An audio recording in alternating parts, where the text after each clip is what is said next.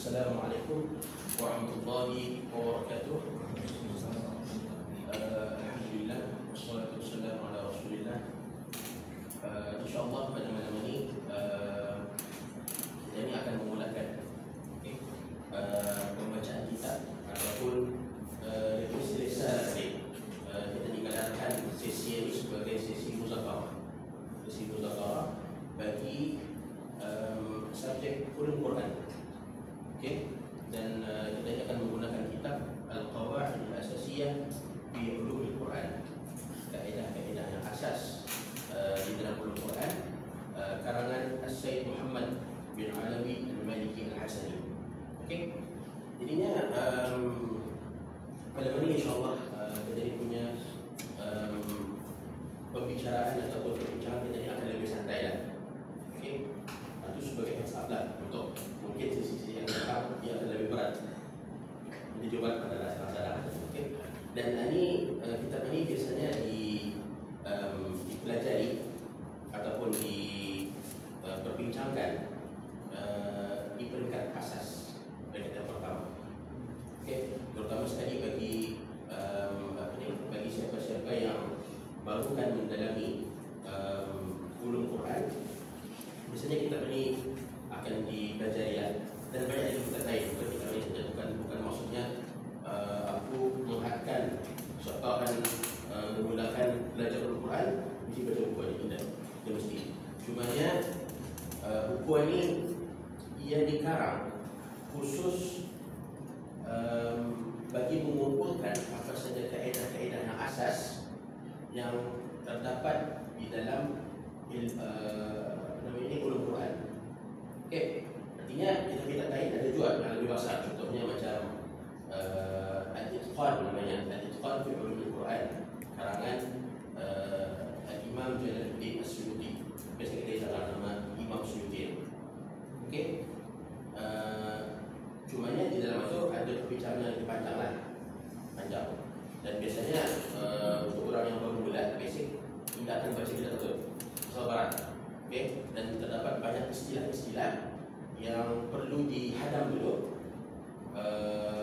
di peringkat asas baru kita boleh membaca kita dari masalah-masalah.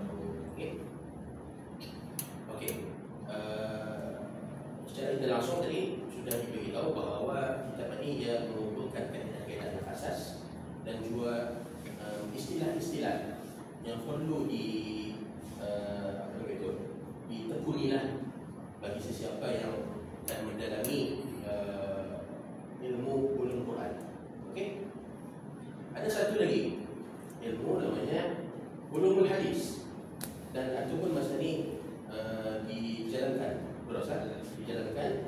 oleh Dr.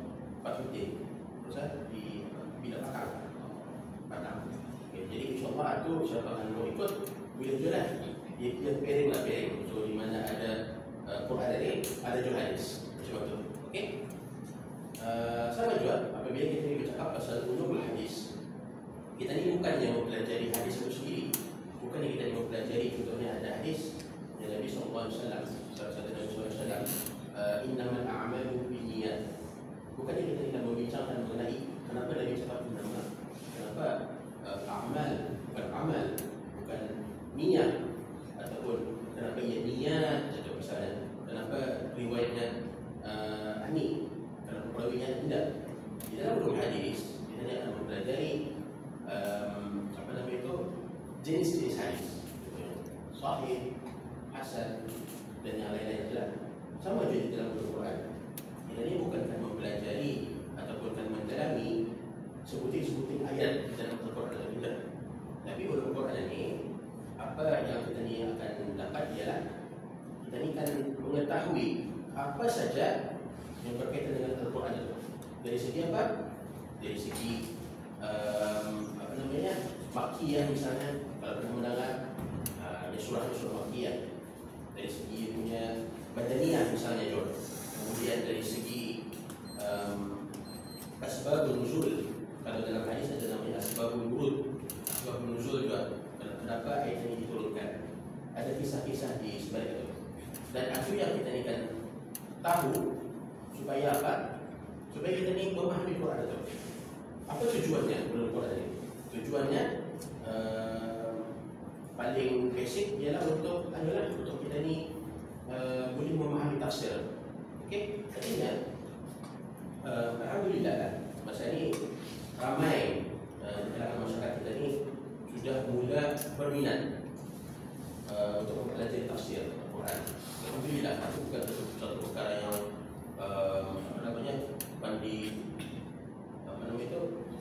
kita ni susah hati ingaukan ataupun disalahkan. Alhamdulillah, itu bagus. Cumanya sebelum kita ni terajun ataupun masuk ke dalam ilmu tafsir atau perlu kita dipahami dulu apa yang dimaksudkan. Contohnya dalam ilmu tafsir ada begitu, contohnya secara tafsir ayat tentunya macam ni. Okey, dan tafsir ni biasanya ia berpandukan kepada asbab nuzul, sebab apa diturunkan. Apabila sebabnya diketahui, maka kalau kita tahu apa konteksnya untuk seorang mufassir ataupun penafsir ini membagi tafsir macam mana. Dan tafsir ini banyak. Contohnya ada tafsir khusus di dalam bahasa Al-Quran. Contohnya yang ditulis oleh Imam Az-Zamakhsyari misalnya.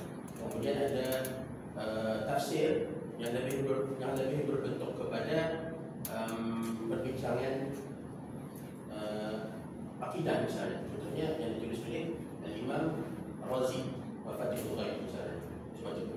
Artinya untuk kita ni memahami tafsir bagi setiap imam ini, apa sebenarnya konteksnya, perlu kita ni masuk dulu di dalam ilmu yang dinamakan sebagai ulumul Quran.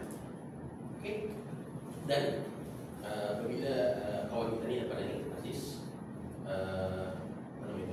melamar untuk mengadakan musyawarah untuk pada terakhir ini, dan juga diucapkan setinggi-tinggi penghargaan kepada pada terakhir kerana menjayakan program ini dan program-program sebelumnya.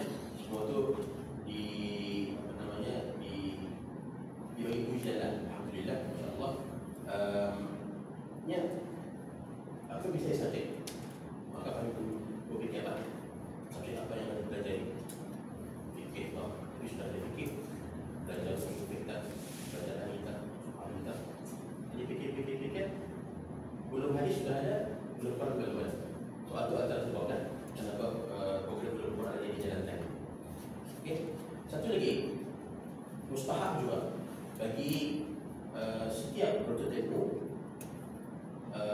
ialah sebenarnya untuk mengetahui semua ilmu-ilmu yang berkaitan dengan agama ini, paling kurang tadi punya basic. Biasanya belum Quran ini kalau diberikan universiti, biasanya orang akan kayaknya tentang itu jurusan orang Quran hadis saja. Kami syariah dan belajar bayar. Tidak, bukan macam itu. Kita ni itu sebenarnya bagi pula itu sebenarnya pemikiran yang tidak sepatutnya ada bagi seorang muda berilmu atau bagi seorang penuntut ilmu. Kenapa? Islam itu ataupun ilmu agama Islam ini, dia bukan satu ilmu yang bercara-cara.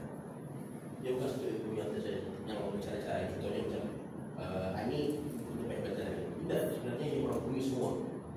Artinya bagi seorang muda berilmu atau mutarib berilmu mesti mengetahui at least sekurangnya basic ilmu. Contohnya basic dalam ulum Quran, basic di dalam ulum hadis, basic di dalam fikih, basic di dalam akidah.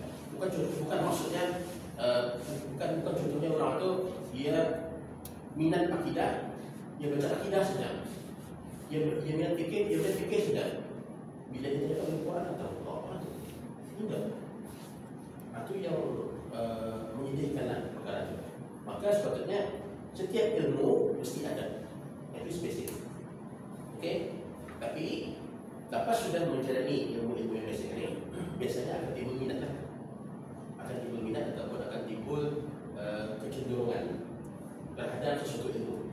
Contohnya, lepas dia belajar fikih dan dia belajar ilmu yang lain, dia akan mula nampak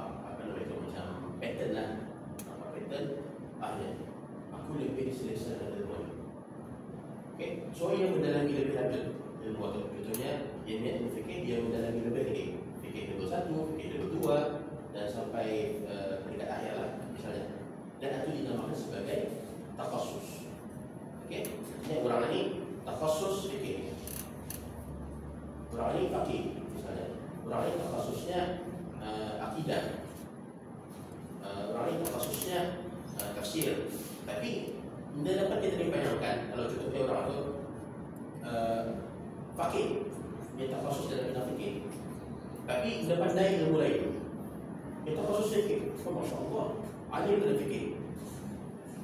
Ditanyakan apa maksud makiyah antara aku, belum sampai banyak. Kalau orang itu macam itu, ia belum belajar lagi dalam sebagai orang alim.